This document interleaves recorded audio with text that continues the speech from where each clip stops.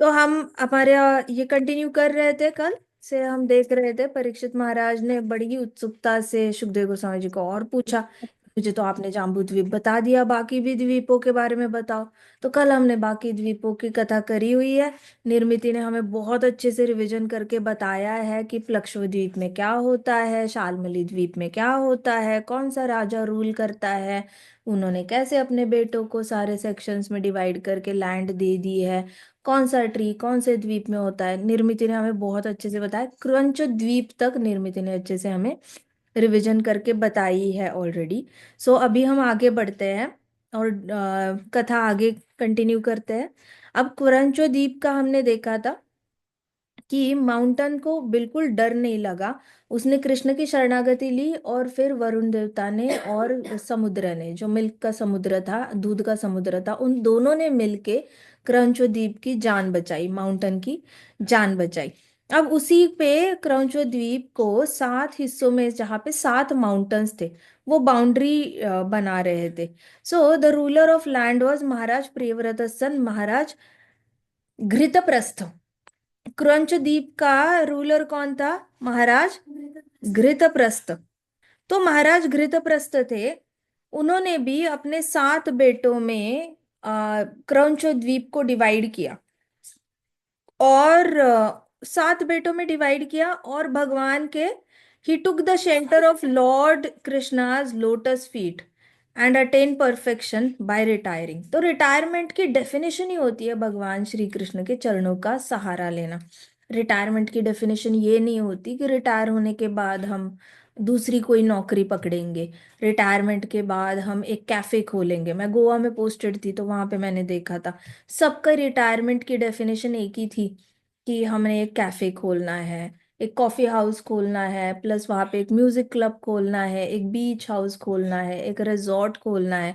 तो रिटायरमेंट की जो डेफिनेशन है उसमें गड़बड़ हो रही है।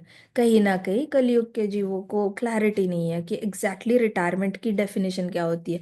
तो हमें ये सारे द्वीपों के महाराज है, 7 7 महाराज हमें सिखा रहे हैं। महाराज प्रियव्रत के 7 बेटे हैं, सब हमें सिखा रहे हैं। प्राचीन बारी ने भी सिखाया हमें, फिर हमें पृथु महाराज ने भी सिखाया है, परीक्षित महाराज ने, युधिष्ठिर सबने सिखाया है। रिटायरमेंट की डेफिनेशन क्या है? To surrender unto lotus feet of lord. आप ऑलरेडी बहुत ज्यादा कार्यों में बिजी रहते हो गृहस्थ आश्रम में, अब और ज्यादा अपने आप को बिजी करने की कोशिश नहीं करनी चाहिए, और भौतिकवादी कार्यों में तो नहीं करनी चाहिए। धीरे धीरे धीरे डिटैच हो जाना है। जैसे आप छोटे होते हो और मम्मा के पल्लू छोड़ के आप टीचर के पास चले जाते हो नर्सरी में, तो धीरे धीरे मदर से डिटैच होते होते बड़े होने के बाद थोड़े से 11 12 साल के हो जाते हो तो दोस्त ज्यादा अच्छे लगते हैं। तब मम्मा से इतनी अटैचमेंट रहती नहीं, फादर से इतनी थोड़ी सी कम हो जाती है। फिर और थोड़े बड़े हो जाते हो, आपको अपना अपना साथी मिल जाता है, फिर तो बिल्कुल भी अटैचमेंट नहीं रहती माँ बाप से। फिर बच्चा हो जाता है तो आपके साथी से आपको अटैचमेंट कम हो जाती है। तो आप ऑर्गेनिकली डिटैच होते ही जा रहे हो। तो सेम फॉर्मूला अप्लाई करना है अपने ऑफिस के काम से, अपने प्रोफेशनल जो करियर कर रहे हो आप, और पैसा कमाने की जो वृत्ति है, पैसा कमाने की जो इच्छाएं है, उसमें भी थोड़ा सा ये लगाना है। और रिटायरमेंट का मतलब वहां पे आपने डिटैच हो जाना है, अपने कार्यों से डिटैच हो जाना है, पिछले आश्रम से डिटैच होना बहुत जरूरी है। कुछ लोग क्या करते हैं, गृहस्थ आश्रम में आते हैं और कहते हैं हाय मैं बैचलर ही अच्छी थी, बैचलर ही अच्छा था। आप क्यों सोच रहे हो पीछे जाके ब्रह्मचारी आश्रम? ब्रह्मचारी आश्रम छूट गया, अभी छूट गया तो छूट गया। आप कॉन्स्टेंटली पीछे जाके भूतकाल में भूत बन के नहीं रह सकते। वैसे ही वानप्रस्थी जीवन जब आता है तो गृहस्थ आश्रम में जाना, गृहस्थ आश्रम की बातें फॉलो करना, पैसा कमाना है, लाइवलीहुड जीना है, पोते के नाम पे ये पॉलिसी करनी है, बच्चों के लिए रिटायरमेंट प्लान करना है, बच्चों के लिए प्रॉपर्टी लेके रखनी है, अभी मेरे पास इतना फंड का पैसा आया हुआ है, ये सारी चीजों से ना रिटायर होने से पहले सोचना है, जब बुद्धि स्थिर होती है। जब आप काम कर रहे हो तब थोड़ी सी बुद्धि स्थिर होती है। रिटायरमेंट के बाद धीरे धीरे धीरे बुद्धि को पूरी तरह 100% कृष्णा कॉन्शियस में इंटेलिजेंस को लगाना है। उसमें 1% भी मनी मैनेजमेंट नहीं आना चाहिए, करियर मैनेजमेंट नहीं आना चाहिए, फैमिली मैनेजमेंट नहीं आना चाहिए। ये सारी 3 चीजें से पूरा डिटैच हो जाना है। तो अभी ये जो राजा गृह गृह गृहप्रस्थ है, उन्होंने अपने बड़े भाइयों को कॉपी किया। देखो कितने अच्छे हैं। अपने बड़े भाइयों को कॉपी किया। And to take shelter of lotus feet of lord he got retired. पूरा द्वीप अपने बेटों के नाम कर दिया, इक्वली डिवाइड किया, पूरा जितना भी द्वीप था वो इक्वली 7 बेटों के नाम पे डिवाइड। तो इसको कहते हैं रिटायर होना। रिटायर होने का मतलब होता है आप सब कुछ डिवाइड करते हो अपने बच्चों के नाम पे। आपके पास जो भी है अपनी मर्जी से आप डिवाइड करो और फिर निकल जाओ घर से। ये नहीं कि मरने के बाद देखा जाएगा, बच्चे आपस में लड़ाई करते रहे जो करते रहे, ऐसा नहीं। उसके बाद मैं एक ही का भला करूंगा दूसरे का नहीं, ऐसे नहीं। रिटायर होने से पहले सारे बच्चे आपके आपने आपका संगोपन करने के लिए भेजे थे माँ बाप ने, तो आपने करा अपना अपना ये सारा कर्तव्य पूरा किया। रिटायर होते वक्त आपका कर्तव्य होता है कि जितनी भी लक्ष्मी है उसको इक्वल हिस्सों में बांट के बच्चों को दे देना चाहिए और फिर रिटायर होना चाहिए। उसमें सबसे ब्यूटीफुल चीज यही होती है कि हाँ, माना कि आपको गारंटी नहीं होती कि आपके घर से आपके बच्चे आपको निकालेंगे या नहीं निकालेंगे। आपने अगर घर बेटे के नाम पे कर दिया तो हो सकता है बहू बोले इनको निकाल दो, वृद्धाश्रम में डाल दो, इनका हमें कोई फायदा नहीं है। 100% चांसेस है, किसने कहा नहीं चांसेस है। रिस्क तो है, लेकिन जितनी बड़ी रिस्क है उतनी ज्यादा डिपेंडेंसी भी है कृष्णा पे। डिपेंडेंसी बहुत अच्छी है। Dependency on Krishna is the most beautiful thing in this material world. जहाँ पे आपको आप एक्चुअली एक्सपेरिमेंट कर पाते हो श्रीमद् भागवतम। आप एक्चुअली कृष्णा पे पूरी तरह डिपेंड रह पाते हो। पृथु महाराज ने जब अपना सारा बेटों के नाम कर दिया, उसके बाद भी रहते तो उनको बड़ी इज्जत मिलती, उनके बच्चे अच्छे थे। लॉर्ड ऋषभ देव ने सब कुछ अपने बेटों के नाम कर दिया, तब उनको भी इज्जत मिलती घर पे रहते तो। ऐसा कोई तंग नहीं करने वाला था। स्वयं हुआ मनु को भी इज्जत मिलती है अगर उन्होंने 2 बेटों में सब कुछ हिस्से डिवाइड किया है, उनको किसी ने घर से निकालना नहीं था, फिर भी उन्होंने कर दिया। तो बच्चे अच्छे थे इसलिए नाम पे नहीं किया, ये उनका धर्म था इसलिए किया। अगर वो निकाल भी देते ना, उन्होंने इंस्टेंटली, अभी देखो ये महाराज घृतप्रस्थ है, फिर महाराज हिरण्यरेता है, फिर महाराज यज्ञबाहु है, ये सारे महाराज जो है, इन लोगों को पता नहीं उनके 7 बेटे उनको द्वीप से निकालेंगे या नहीं निकालेंगे, कोई गारंटी नहीं है। तो आप कब जाओगे, ये क्वेश्चन आने से पहले वो खुद ही निकल रहे हैं। आप क्यों जा रहे हो पिताजी, मत जाओ। मत जाओ पिताजी, आप घर पे रहते हो तो बहुत अच्छा लगता है, मत जाओ पिताजी। जब तक परिवार ऐसे बोल रहा है तब तक निकल जाओ। वेट मत करो कोई कहने का कि कब जा रहे हो, कब जा रहे हो, ये क्वेश्चन नहीं आना चाहिए। महाराज कहते थे कि आप ना अपना पिछला आश्रम, सो हैबिट डालना। अगर बाय ऐसे फिजिकली मूव आउट नहीं कर सकते कुछ कारणों की वजह से, तो एटलीस्ट माइंड से और अपने इंटेलिजेंस से डिटैच हो जाना। इंटरफियर मत करना। एक बार रिटायर हो गए, आपने संपत्ति डिवाइड कर दी, फिर बेटा बहू में क्या चल रहा है इंटरफियर नहीं करना है कि बेटा कहाँ पे पैसे लगा रहा है, कहाँ पे पैसे खर्च कर रहा है, कहाँ पे पैसे उड़ा रहा है, बहू कितनी उड़ा रही है पैसे, नाते पोती पढ़ाई कर रहे हैं या टीवी देख रहे हैं, क्या कर रहे हैं, उसमें इंटरफियर नहीं करना है।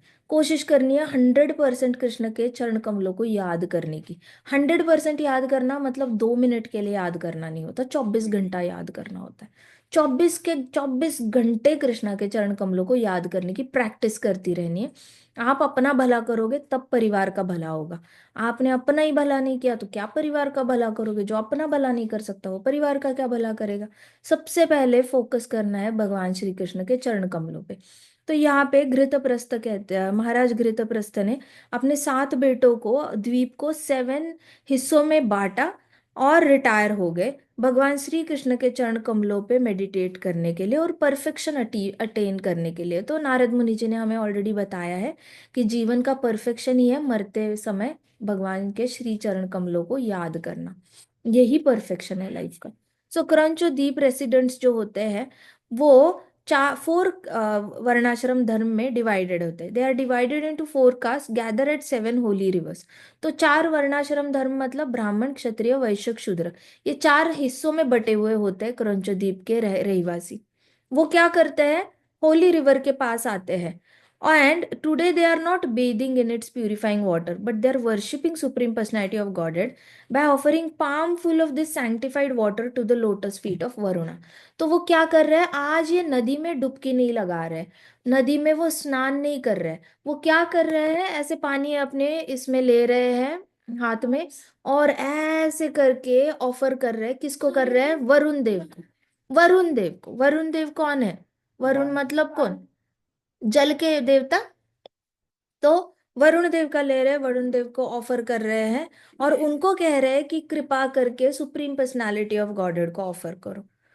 ये होता है अंडरस्टैंडिंग योर पोजीशन। अपनी अपनी अपनी आपको ये पता होनी चाहिए पोजीशन की, मैं एक्चुअली हायरार्की में कहाँ पे आता हूँ। अपना अपना ओहदा सबको क्लियर होना चाहिए कि मैं हायरार्की में गौड़ीय वैष्णव संप्रदाय में कहाँ पे आता हूँ। उसके बाद ओहदे में डेमीगॉड्स के यहाँ पे मैं कहाँ पे आता हूँ। तो क्रंचू द्वीप के रेसिडेंट्स को पता है, वहां पे रहने वालों को, कि उनका ओहदा कहाँ पे है। वैसे अग्नि देवता जहाँ पे अग्नि देवता के थ्रू ऑफर कर रहे थे, वहां पे भी उनके रेसिडेंट्स को पता था कि उनका ओहदा कहाँ पे है। पहले अग्नि देवता फिर वो आते हैं।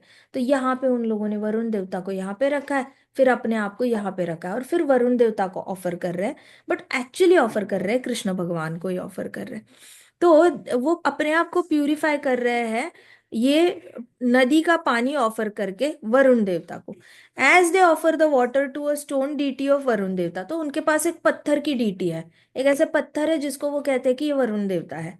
तो स्टोन की डीटी है वरुण देव की, उसको ऑफर करते हैं, और फिर कहते हैं, प्रे करते हैं, O water of the rivers, you obtain your energy from supreme lord, therefore you purify the three worlds by taking away the sins of anyone who touches you, kindly continue to purify us। देखो, आज तक किसी ने वरुण देवता को credit नहीं दिया, सब लोग सरस्वती माता को देते हैं, गंगा को देते हैं, यमुना को देते हैं। किसी ने वरुण देवता के बारे में सोचा ही नहीं कि अरे वरुण देवता तो जल के देवता है, नदी में बहेगा क्या।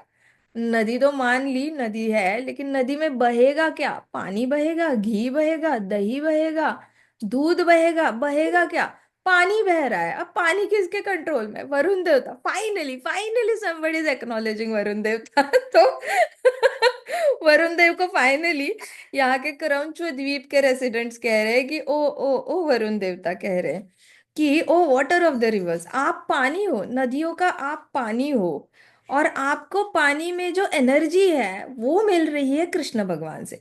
पानी में एनर्जी होती है या नहीं होती, बताओ मुझे। होती है। कैसे, प्रूफ बताओ मुझे।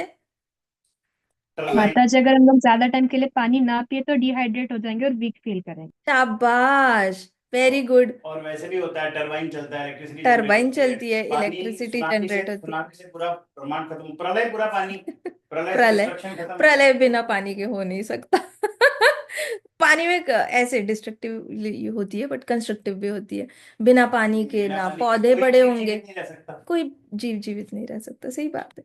तो पानी में जो एनर्जी है ना, वो एनर्जी कृष्णा की एनर्जी है। तो वो एनर्जी कृष्णा से आती है। पालन करता, पालन करता कृष्ण है, पानी थोड़ी पालन करता है। पानी के अंदर पालन करता कृष्ण है, इसलिए कहते हैं कृष्ण तुम अणु अणु में हो। भगवत गीता में क्या कहा गया है कि कृष्ण अणु अणु में है। और फिर प्रचेतास भी अपने प्रेयर में कहते हैं कि हे भगवान, आप अणु अणु में हो। अणु अणु मतलब you are in the smallest of the smallest atomic particle of this universe. तो ये एटॉमिक पार्टिकल्स तो पानी में भी है, वहां भी कृष्णा की एनर्जी ऐसे दौड़ रही है पूरी तरह। तो ये जो क्रंचो द्वीप के रेसिडेंट्स कह रहे हैं कि O water of the rivers, you obtain your energy from supreme lord, आप अपनी एनर्जी भगवान कृष्ण से अक्वायर करते हो, इसलिए आप तीनों लोकों को अपने पानी से प्यूरिफाई करते हो। तीनों लोकों में जो भी नदी बहती है, वो सारी नदियां सबको प्यूरिफाई कर रही है। जो को भी कोई भी उसमें स्नान कर लेता है, उनको आप पाप से मुक्त कर देते हो और उनको प्यूरिफाई कर रहे हो। काइंडली कंटिन्यू टू प्यूरिफाई अस, कहते कि ठीक कंटिन्यू करो हमें प्यूरिफाई करना। ऐसे करके क्रंचो द्वीप के जितने भी सिटीजन है, वहां पे रहने वाले लोग हैं, वो सब के सब नदी में जाके अर्घ्य दे के ऑफर करते हैं। अभी नेक्स्ट आइलैंड है शाकद्वीप। शाकद्वीप की कितनी योजना होगी बताओ। 32। अरे वाह जय, कल हम 16 लाख तक पहुंचे थे। तो क्रंचो द्वीप 16 लाख का उसका ये था, विड्थ था। अभी ये जो शक द्वीप है, उसका 32 लाख का विड्थ है। तो एक एक एक एक करके डबल डबल डबल उसकी साइज होती जा रही है, ठीक है। ये सेम लॉजिक अप्लाई करता है महतत्व में माइंड इंटेलिजेंस फॉल्स ईगो की लेयर को। जितनी लेयर माइंड की होती है, उससे डबल लेयर इंटेलिजेंस की होती है, और उससे इंटेलिजेंस से डबल लेयर फॉल्स ईगो की होती है। इसलिए लोग कहते हैं कि अहंकार बहुत मुश्किल है, अहंकार को क्रॉस करना, अहंकार के लेयर को क्रॉस करना बड़ा मुश्किल है। भक्तों के लिए तो बहुत ही आसान है। It is like crossing the calf hoof print, मतलब जो गाय का बच्चा होता है उसके पाँव का जो प्रिंट होता है मिट्टी में, उसका जो निशान बन जाता है, तो उसको हमें क्रॉस करना आसान है या नहीं है बताओ। अगर उसमें मिट्टी में साइन बन गई होगी गाय के बच्चे के चरण कमलों की, तो उसको हम क्रॉस कर सकते हैं या नहीं आसानी से? कर सकते हैं ना। तो वैसे भक्त जो होता है वो अहंकार को क्रॉस कर लेता है। क्या सीक्रेट है भक्त के पास? भक्त के चरण कमलों का और एक सीक्रेट है, भक्त अपने आप को अपने नाम से नहीं पहचानता। भक्त अपने आप को अपने पिता से नहीं पहचानता। वो अपने आप को ना किसी का पति समझता है, ना किसी की पत्नी, ना किसी की माँ। वो अपने आप को इंटरनली, अपने आप को बस एक ही आइडेंटिटी से पहचानता है, मैं आत्मा हूँ और मैं कृष्ण का दास हूँ। That's all. तो भक्त को रिविलेशन हो गया होता है कि मेरा कृष्ण के साथ रिश्ता क्या है। मैं कृष्ण की प्लेजर पोटेंसी हूँ, मैं कृष्ण की भाभी लगती हूँ, मैं कृष्ण का दोस्त लगता हूँ, मैं कृष्ण का चाचा लगता हूँ, मैं कृष्ण का ताया जी लगता हूँ, मैं कृष्ण का क्या लगता हूँ, गोपी है। मैं कौन हूँ? मैं माँ हूँ कृष्ण की, मैं पिताजी हूँ कृष्ण का, मैं कौन हूँ कृष्ण का।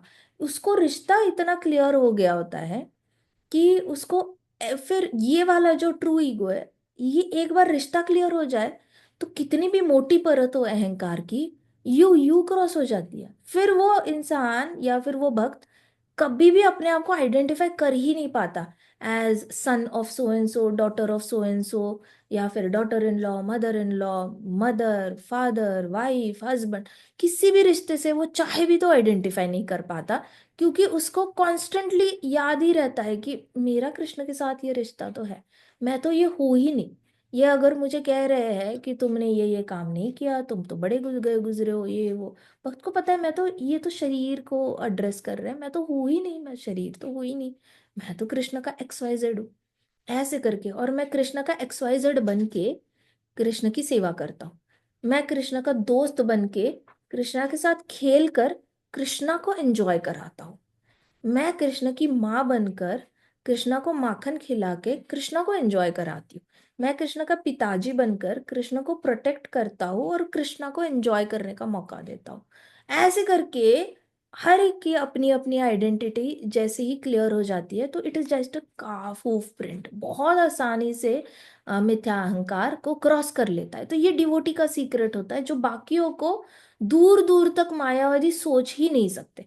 मायावादियों के लिए it is next to impossible अहंकार को क्रॉस करना। वो कितना भी बोले कि जी हम हमें साक्षात्कार हो गया है, हम विनम्र बन गए, विनम्र बन गए, लेकिन फिर भी उनके अंदर वो अहंकार की परत वो क्रॉस नहीं कर पाते। उनके लिए बहुत मुश्किल होता है, क्योंकि उनको रिश्ता ही नहीं पता भगवान के साथ। जब रिश्ता ही नहीं पता तो क्या अहंकार गवाया आपने? फिर आप हो कौन एग्जैक्टली आप?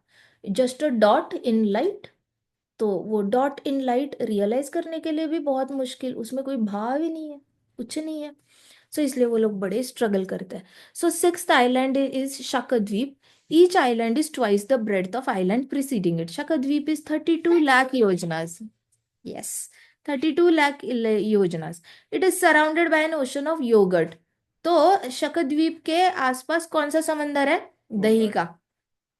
किसका समंदर है? दही, दही बहती है। इमेजिन करो, एंडलेस दही। एंडलेस दही मतलब एंड तक नजर, जहां तक नजर जा रही है एंडलेस दही दही बह रहा है। दही का ओशन है। And the entire land is filled with sweet fragrance which comes from शक्कर ट्री। तो शक्कर द्वीप का नाम किससे पड़ा है? शक्कर ट्री से। शाकर ट्री, शाकर ट्री। शाकर द्वीप का नाम शाकर ट्री से पड़ा है। तो this is how the island got its name. So Maharaj Medhatithi थे। फिर महाराज प्रियव्रत के बेटे Maharaj Medhatithi, the king of the land and another son of Maharaj Priyavrata, he divided Shakadweep into 7 sections, gave every section to his 7 sons.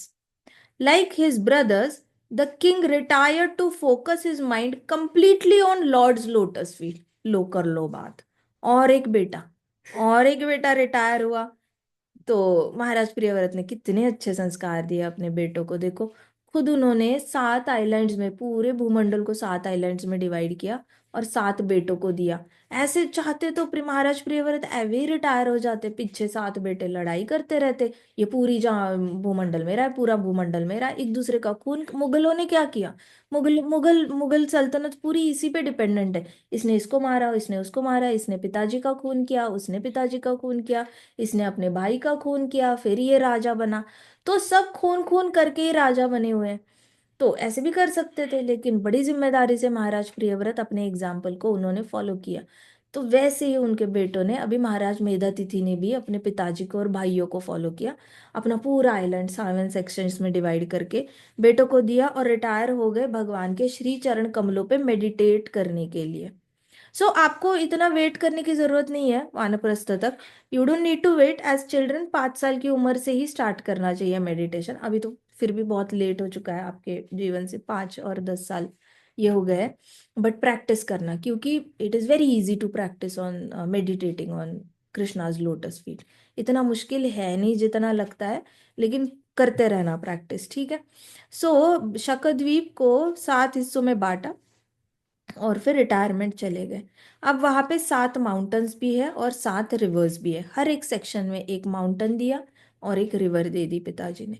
The inhabitants practice pranayama and mistake yoga.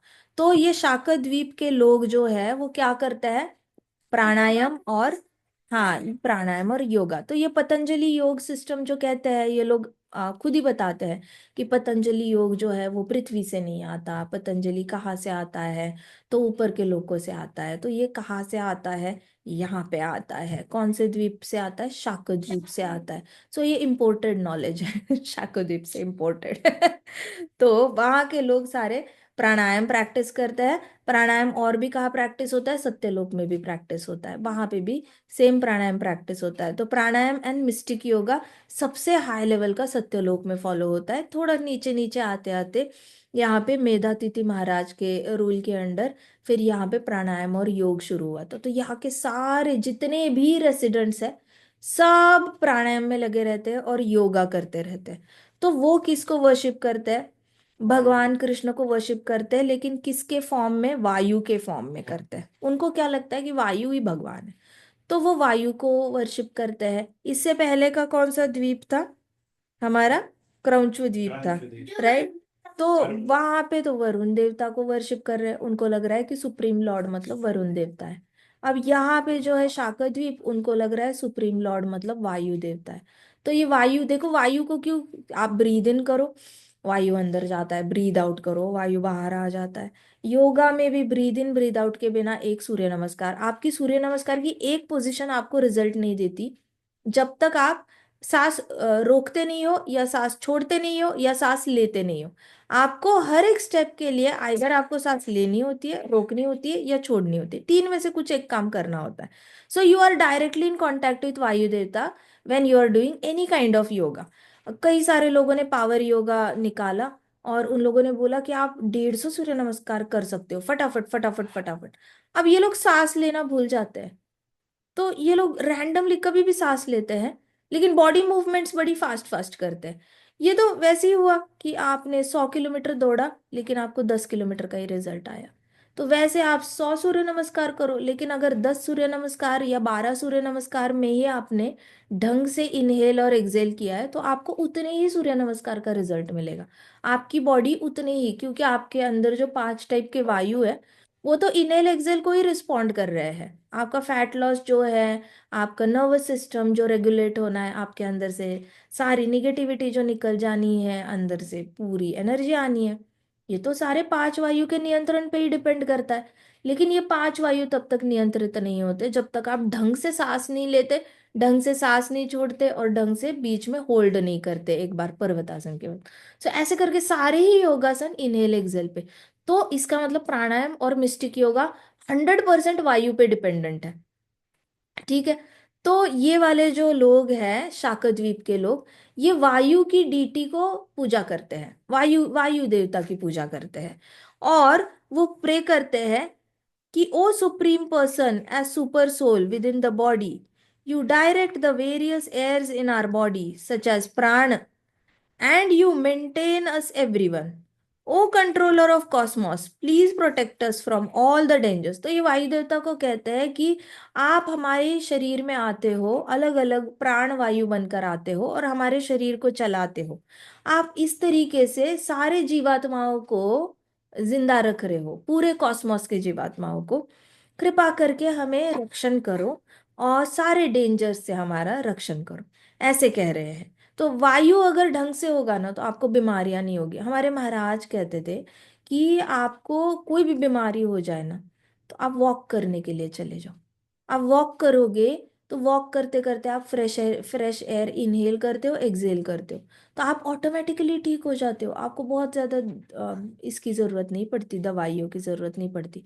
और army में तो मैंने देखा है कि किसी किसी को बुखार आ जाता है ट्रेनिंग में, तो उल्टा इंस्ट्रक्टर कहता है कि जाओ तुम 5-10 किलोमीटर और दौड़ के आओ। इसलिए sir I am having fever, कोई बात नहीं उतर जाएगा। And practically fever 5 kilometre 10 kilometre दौड़ने के बाद उतर चुका होता है। तो everybody wonders how is this possible. लेकिन ये एनडीए से प्रैक्टिस होता है, ओटीए में भी होता है, आईए में, हर जगह ये लोग ये फॉलो करते हैं। बुखार आया है ना, दौड़ ले, चल तू दौड़ ले कहते हैं, और दौड़ते दौड़ते बुखार चला भी जाता है। तो किसी को, काफी लोगों को लगता है कि ये क्या साइंस है, but the truth is lies in pranayama. The more you inhale and exhale, the more you will be relieved from your disease faster. जितना ज्यादा आप सांसों के इनहेल एक्सेल की प्रैक्टिस करते हो उतना ज्यादा आपकी बॉडी हेल्दी रहती है।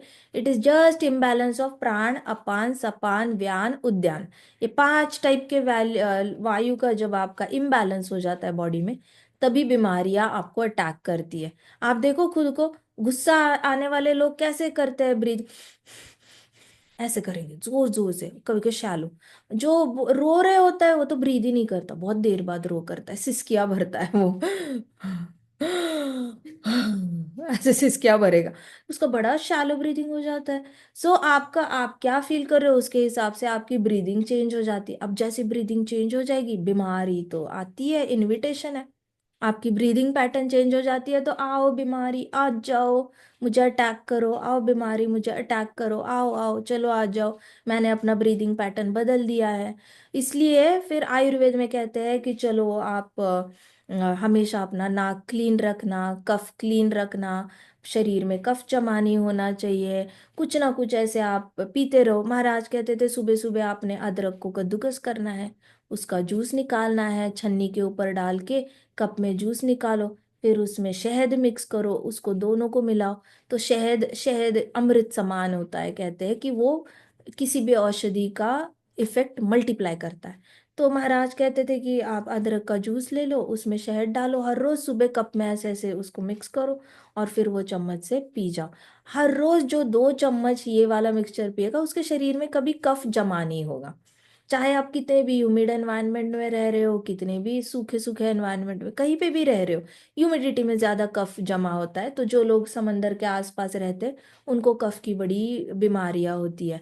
ठंडक में रहने वालों को भी प्रॉब्लम होती है, तो वहां पे भी आपको पीना चाहिए। सूखा सूखा एनवायरनमेंट, गुजरात है, देखो गुजरात में इतना ज्यादा कफ जमा नहीं होता, वहां के लोगों को कफ की बीमारियां कम ही होती है। लेकिन बाकी सारी जगहों पर कफ की बीमारियां बहुत ज्यादा होती है। सो आपको कफ को रेगुलेट करना होता है। लेकिन आप से प्राण, अपान, व्यान, उद्यान और ये सारी 5 वायुओं को इनहेल एक्सेल करके बैलेंस आउट करोगे, कफ मैन्युफैक्चर होना ही बंद हो जाता है, मैन्युफैक्चर ही नहीं होता।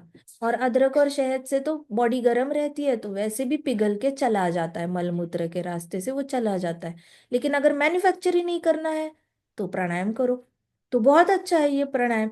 तो ये लोग क्या करते हैं, वायु देवता को वर्शिप करते हैं और कहते हैं कि आपकी वजह से हम लोग हेल्दी है, आपकी वजह से हमारे शरीर में प्राणवायु चल रही है, आप ही प्राणवायु हो, आप ही हमारे शरीर में प्राणवायु हो। ऐसे करके वायु देवता को पूजा करते हैं। अब बताओ मुझे कि ये जो शाकद्वीप के लोग हैं ये मृत्यु के बाद कहाँ जाएंगे? वायु, वायु प्लैनेट कृष्ण, कहाँ जाएंगे? जहाँ वायु रहता है वहां जाएंगे ना। स्वर्ग, स्वर्ग देव। वायु स्वर्ग में रहता है, वायु के आसपास उनकी सर्विस करने नहीं जाएंगे। वायु का महल कितना बड़ा होता है। ब्रह्मा जी का जो कमल है वो 100 करोड़ पेटल्स का बना हुआ है। कितना करोड़ पेटल्स का बना हुआ है? 100 करोड़। 100 crores, उसके 4 डायरेक्शंस में 4 डेमिगॉड्स रहते हैं, उसमें से एक वायु है। तो वायु का भी महल बड़ा होगा या नहीं होगा? होगा ना, उसके पास भी ढेर यस सारे माता दासी होंगे, ढेर सारे मिनिस्टर्स होंगे उसके आसपास उसको हेल्प करने के लिए। तो यू गो टू वायु, आप वायु की सेवा करने के लिए चले जाते हो। जैसे सन गॉड की वर्शिप करने वाले सन प्लैनेट पे चले जाते हैं, मून गॉड वाले मून प्लैनेट पे चले जाते हैं, वैसे वायु का जहाँ घर है उसके घर के आसपास उसके महल में ये जन्म लेंगे, जितने भी शाकद्वीप के लोग हैं। Got it? वरुण देवता का घर कहाँ पे है? समंदर में नीचे है या नहीं है? व्हाइट कलर का बंगला है या नहीं उनका महल? है ना, है कृष्ण माता जी। है नीचे। तो जितने भी वरुण देवता को वर्शिप कर रहे हैं, वो पहले वरुण देवता की प्रैक्टिकल सेवा करने के लिए उनके महल में नीचे पानी में जन्म लेंगे, फिर वहां पे वरुण देवता की पूजा करेंगे, फिर वरुण देवता वहां भागवतम सुनाएंगे उनको, अगर उनके पास टाइम होगा तो, या फिर वरुण देवता के पास कोई होंगे गुरु तो वो सुनाएंगे। फिर वहां से उनके चांसेस बढ़ जाते हैं वैकुंठ जाने के। लेकिन अगर वहां पे भी जाके ऐश आराम किया तो चांसेस कम है। सो प्लक्ष द्वीप में भी, इस द्वीप में भी, शाकर द्वीप में भी आपके चांसेस चले गए वैकुंठ जाने के। बट हाँ, आप वायु देवता के पास पक्का जा सकते हो। ठीक है। तो seventh and last island is भूमंडल इज पुष्कर द्वीप आइलैंड। अभी सातवां जो बाहर का, सबसे बाहर का जो जगह है ना, वो कितनी है, कितनी योजनाओं की है? 64 लाख। 64 लाख। 64 लाख योजना, माई गुडनेस। सो सबसे बाहर का जो आइलैंड है वो 64 लाख योजना के, वो तो बहुत महा बड़ा है, बहुत ज्यादा बड़ा है। वो इतना बड़ा है, उसके उसके आसपास सराउंडिंग पुष्कर द्वीप, पुष्कर पुष्कर द्वीप के बाहर से एक और समंदर बहता है, और वो मीठे पानी का है। ठीक है। तो स्वीट और क्लियर ड्रिंकिंग वाटर, मीठा मतलब क्लियर है, पानी साफ साफ है, लेकिन पीने के बाद थोड़ा सा मीठा लगता है। जैसे आपने कभी कुएं का पानी पी के देखा है क्या? वाटरफॉल का पानी पी के देखा है कभी? वाटरफॉल का मीठा होता है या नहीं होता? है ना। तो वाटरफॉल का मीठा होता है, कुएं का पानी भी बड़ा मीठा होता है। तो वैसे वाला मीठा मीठा पानी जो है, मीठे पानी का जो ओशन है, वो पुष्कर द्वीप के बाहर से पूरा जाता है। ठीक है। So in the middle of the island is great Manasottara mountain. अभी ये जो पुष्कर द्वीप आइलैंड है उसके मिडल में, उसके सेंटर में एक माउंटेन है, उसका नाम है Manasottaram mountain, which forms the boundary between inner and outsides of the island. तो वो सेंटर में मानसोत्तर माउंटेन है, जो बाउंड्री बनता है इनर आइलैंड और आउटर आइलैंड के बीच का। सो on the four sides of gigantic mountains are residential quarters of demigods such as Indra. तो मानसोत्तर माउंटेन के यहाँ पे आइलैंड के चारों ओर चार घर है इंद्र के, एक इंद्र का है और बाकी 3 डेमिगॉड्स के। तो sun god travels on the top of this mountain in an orbit called Samvatsara. अभी ये जो मानसोत्तर माउंटेन है, सबसे बड़ा आइलैंड क्या है? पुष्कर द्वीप है। उसके सेंटर में आता है मानसोत्तर माउंटेन, वो बहुत टॉल है। उसके ऊपर एग्जैक्टली सन ऐसे गोल गोल घूमता रहता है। मानसोत्तर माउंटेन ऐसा है, इसके ऊपर ऐसे गोल गोल गोल गोल गोल गोल कौन घूमेगा? सन गॉड आता है ऑर्बिट में, विच एनसर्कल्स द माउंट मेरू। तो ऊपर से माउंट मेरू को फिर वो चक्कर लगाता है ऐसे करके। मतलब मानसोत्तर माउंटेन के ऊपर ऐसे गोल गोल घूमेगा, लेकिन एक्चुअली माउंट मेरू के चक्कर लगा रहा है constantly. So the sun's path on one side represents a day for the demigods and other represents the night. तो अभी ये जो पुष्कर द्वीप है ऐसा गोल है। तो जैसे ही सन गॉड क्या करता है, मानसोत्तर माउंटेन के ऊपर आता है, फिर ऐसे ऐसे गोल गोल घूमने लगता है। फिर पुष्कर द्वीप जो है, एक मिनट, पुष्कर द्वीप जो है यहां से ऐसे घूमेगा, तो एक साइड से ऐसे घूमता है तो दिन हो जाता है, फिर सन इधर से घूमता है तो रात हो जाती है। तो हमें लगता है सन घूमता नहीं है, लेकिन वो पुष्कर द्वीप के यहाँ पे घूमता है, वो प्रॉपर घूमता है सन। तो सन गॉड घूमते हैं, नॉट सन प्लैनेट, लेकिन सन गॉड अपना रथ लेकर आता है और वो घूमते हैं ऐसे पुष्कर द्वीप के ऊपर से, मानसोत्तर माउंटेन के ऊपर से घूम रहे होते हैं प्रैक्टिकली। तो वो वहां से घूमते हैं।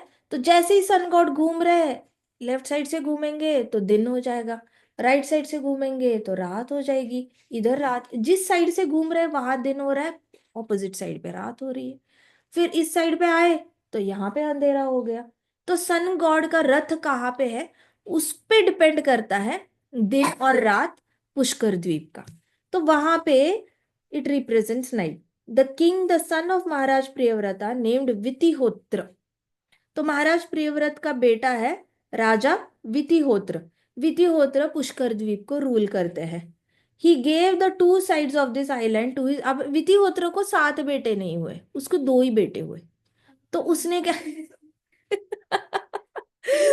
सो महाराज वितिहोत्र है, पुष्कर द्वीप के जो महाराज है, उनको 2 बेटे हुए। तो उनके बेटे ने क्या किया, उन्होंने क्या किया, महाराज विद्योधर ने उनको बोला कि पुष्कर द्वीप का आधा हिस्सा तेरा एक बेटे का और आधा हिस्सा तेरा दूसरे बेटे का। ऐसे करके दोनों बेटों को 2 हिस्सों में पुष्कर द्वीप को बांटा और दोनों बेटों को दे दिया। तो यहाँ पे he gave two sides of the islands to his two sons after he retired and he took the shelter of lotus feet of lord.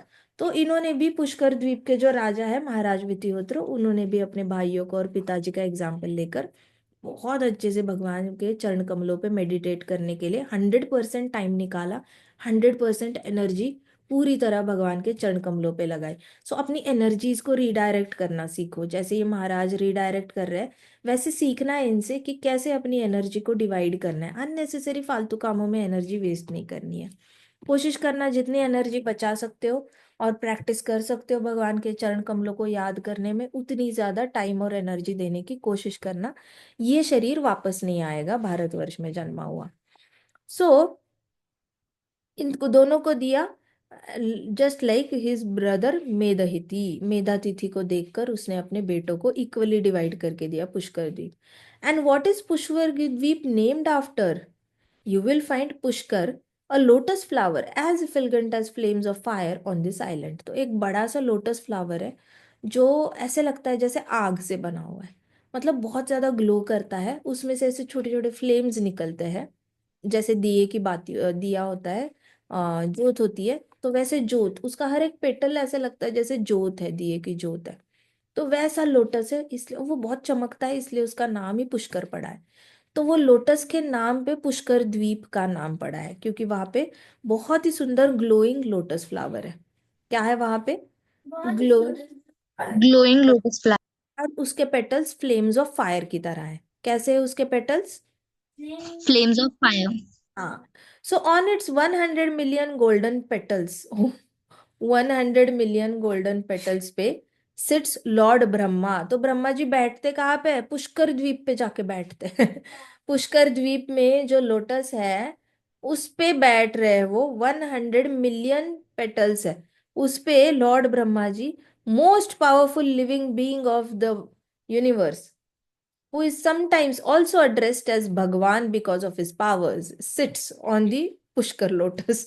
तो पुष्कर लोटस जो इतना बड़ा है, उस पे जाके ब्रह्मा जी बैठते हैं। ब्रह्मा जी को कभी कभी सुखदेव गोस्वामी जी कह रहे भगवान भी बोला जाता है, क्योंकि उनके पास सबसे ज्यादा पावर्स है।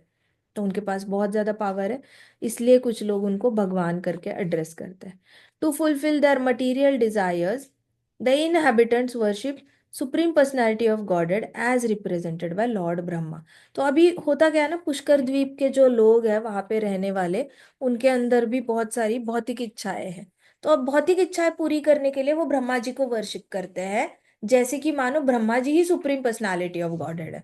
तो हर हर द्वीप पे, जो सिर्फ भारतवर्ष, सिर्फ हमारा जाम्बू द्वीप छोड़ के, जाम्बू द्वीप में भी सिर्फ भारतवर्ष एक जगह है जहाँ पे मिसअंडरस्टैंडिंग नहीं है सुप्रीम पर्सनालिटी ऑफ गॉडेड को लेकर।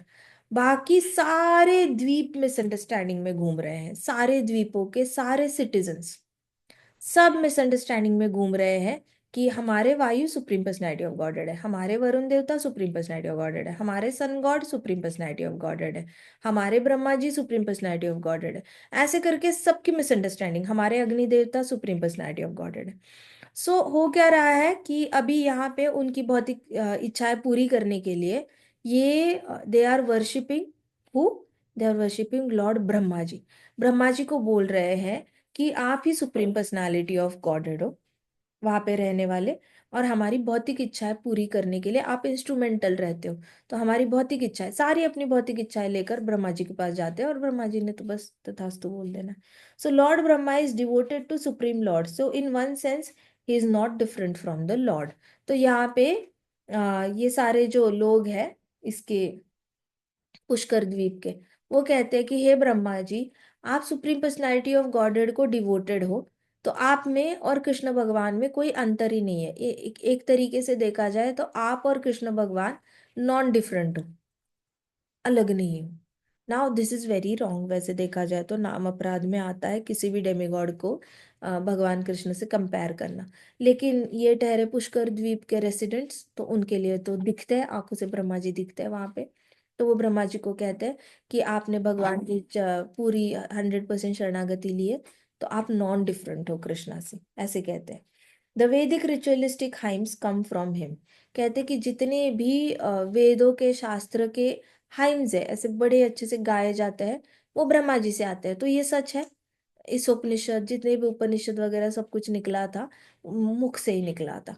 वो मुख से निकलने के बाद सारे सप्तऋषियों ने आके फिर वो डिवाइड किया था, शास्त्रों में कन्वर्ट करके नीचे अपने अपने डिसाइपल्स को ट्रांसफर करना शुरू किया था। But yes, Vedas had come from the mouth of Brahma ji also. जन्म तो हुआ था, वेद शास्त्रों का जन्म तो हुआ है। So lord Brahma is devoted to supreme lord, in one sense he is not different from the Lord. The Vedic ritualistic hymns come from you only. Therefore, by performing Vedic ritualistic ceremonies, one can attain this position. तो जितने भी कर्मकांडी मंत्र पठन है, मंत्र है, कर्मकांड के मंत्र है, आप देखो, देवी देवताओं के जितने भी पुराण है, उसमें कहते हैं कि ये व्रत करने से ये फल प्राप्ति होती है, वो व्रत करने से वो फल प्राप्ति होती है, इस यज्ञ से ऐसी फल प्राप्ति होती है। तो जितने भी यज्ञ और कर्मकांडी व्रत है, ये सारे इसके मंत्र जो है वो ब्रह्मा जी से निकले हुए हैं। तो इसलिए जैसे ही ये सब कुछ अटर किया जाता है, सारे रिचुअलिस्टिक सारे परफॉर्म किए जाते हैं, जितना भी ब्रह्मा जी से निकला है, वो आपने सब कुछ एक एक एक एक करके एग्जीक्यूट किया, तो इन नो टाइम, डेथ के बाद आप भी ब्रह्मा जी बन सकते हो। It is that easy to become Brahma ji. इतना मुश्किल है नहीं जितना लगता है। बट ये सत्यलोक के जितने भी ऋषिगण होते हैं ना, सब में कंपटीशन होती है कि प्रलय के बाद कौन ब्रह्मा जी बनेगा। प्रलय के बाद ब्रह्मा जी कौन बनेगा, ये करने के लिए they study Brahma ji first of all, कि ब्रह्मा जी हर चीज कैसे क्रिएट कर रहे हैं, ब्रह्मा जी एग्जैक्टली कौन से मंत्र पठन उन्होंने निकाले। तो ब्रह्मा का पूरा पुराण जो है, ब्रह्म पुराण जो है, उसका डीप स्टडी करते हैं सत्यलोक के रहवासी। And then they become devotee of Brahma ji. और इतना ज्यादा मास्टर पीएचडी करते हैं ब्रह्मा जी के बायोग्राफी पे, हिस्ट्री पे, उन्होंने दिए गए इंस्ट्रक्शंस पे, फिर उनके दिए गए मंत्र पठन पे, कर्मकांड के जितने भी उन्होंने मंत्र बोले, सब कुछ पढ़ाई करने के बाद, मृत्यु के बाद, फिर जो सबसे हाईएस्टली एलिजिबल होगा, टॉपर होगा, उसको ब्रह्मा जी बनाया जाता है। तो फिर वो मृत्यु के बाद वापस जन्म होता है, सतयुग जब निकलता है। सतयुग से पहले जब ब्रह्मा जी का जन्म होता है, तो उस आत्मा को ब्रह्मा की पोजीशन दी जाती है। सो ये पूरा प्रोसेस है ब्रह्मा बनने का। तो ब्रह्मा बनने के लिए फिर आपको सारे रिचुअलिस्टिक सेरेमनीज सारे प्रैक्टिस करने पड़ते हैं, तो आपको सब कुछ फॉलो करके देखना पड़ेगा, और फिर आपको ब्रह्मा जी की पोजीशन दी जाएगी। So one should always remain a servant of supreme Lord. इसलिए सबने हमेशा भगवान के सर्वेंट बन के रहना चाहिए। Who is the end of we offer our respect to lord Brahma. तो वहां के रहवासी क्या कहते हैं कि हम अपना दंडवत प्रणाम ब्रह्मा जी को ऑफर करते हैं, जो भगवान के दास है और वैदिक नॉलेज के फॉर्म में। भगवान के दास, वैदिक नॉलेज, ब्रह्मा जी के आदि तेने ब्रह्म हृदय आदि कवये। तो सारा ज्ञान ही ब्रह्मा जी के हृदय में है। ऐसा कोई ज्ञान है ही नहीं जो ब्रह्मा जी के हृदय में दिया नहीं है कृष्णा ने। देखा जाए तो कृष्णा ने ब्रह्मांड का सारा ज्ञान ब्रह्मा जी के हृदय में दे दिया था। बस प्रेम जो था, कृष्ण के प्रति प्रेम जो था, वो जागृत हुआ सिर्फ ब्रह्म विमोहन लीला में। That's all. प्रेम नहीं दिया था हृदय में, ज्ञान दे दिया था पूरी तरह ब्रह्मा जी को। प्रेम तो वो आप पे ही हो जाता है, जैसे ही आप कृष्ण की शरणागति ले लेते हो, वो मैन्युफैक्चर नहीं किया जा सकता। वो आपने खुद ही वॉलंटरीली कृष्णा की शरणागति लेकर अपने हृदय में अपने आप ही जागृत होने का वेट करना होता है। कहते हैं ना कि भगवान दर्शन दो, क्या हुआ, टाइम हो गया, ओ टाइम हो गया, फिर हम कल करते हैं कथा, ठीक है। तो लास्ट में बताऊंगी कि कहते हैं लोग कि भगवान से प्रेम करने के लिए बहुत फाइट मारनी पड़ती है, बहुत ट्राई करना पड़ता है, कृष्णा ऐसे नहीं करते, कृपा and all that, they put it in a very dark light, but that is not really true. The truth is कि भगवान से प्रेम करने के लिए आपको सिर्फ अपनी तरफ से एक स्टेप आगे लेनी होती है। 10,000 स्टेप्स तो कृष्णा चल के आ रहे होते हैं। कृष्णा बहुत लंबा रास्ता काट रहे होते हैं हमारे लिए, बहुत कम, मतलब मिलियंस एंड मिलियंस ईयर्स से भगवान रास्ता काट के आ रहे हैं हमारे पास। सो भगवान ज्यादा स्पीड से आ रहे होते हैं। हमने बस एक एक स्टेप, हर रोज थोड़ा थोड़ा स्टेप लेना होता है। प्रेम की जागृति अपने आप होगी हृदय में। जो कृष्णा को, जैसे ही कृष्णा हमारे पास आएंगे तो अपने आप हृदय में कृष्ण के प्रति प्रेम की जागृति हो जाती है। सो दैट इज, ज्ञान is something that Krishna can give in heart, but he can not manufacture love in heart. वो तो इंस्टंटेनियस प्रेम होता है। इंस्टंटेनियस प्रेम मतलब भगवान को देखते ही आपको किसी ना किसी दिन बहुत ज्यादा आपके हृदय में सैलाब आ जाता है प्रेम का, and then you cannot live without Krishna. You just can't live without thinking about lotus feet of Krishna. You can't live without thinking about Krishna even for a moment. And then slowly and slowly you feel like there is nothing left in this world. I don't love anybody anymore. I love only Krishna. तो ये वाली stage धीरे धीरे आ जाती है, provided हमने शुरुआत से भगवान के चरण कमलों की शरणागति लेना शुरू करना है। कोई ना कोई कारण बन के आता है हमारी जिंदगी में, हमें अपना रिश्ता और ज्यादा रिवील करता रहता है कृष्ण के साथ, ठीक है। भागवतम का साथ नहीं छोड़ना है। भागवतम है जो हेल्प करेगा अपना रिश्ता कृष्णा के साथ रिवील करने के लिए। ग्रंथराज श्रीमद् भागवतम की जय। शिल प्रभुपाद की जय। श्री श्री राधा श्याम सुंदर की जय। श्री श्री कृष्ण बलराम की जय। वृंदावन धाम की जय। समस्त भक्त वृंद की जय। हरे कृष्णा कृष्णा कृष्णा हरे हरे, हरे राम राम राम हरे हरे। हरे कृष्णा महासंकीर्तन यज्ञ की जय। हरे कृष्णा माता जी, हरे दंडवत प्रणाम। कृष्णा, दंडवत प्रणाम।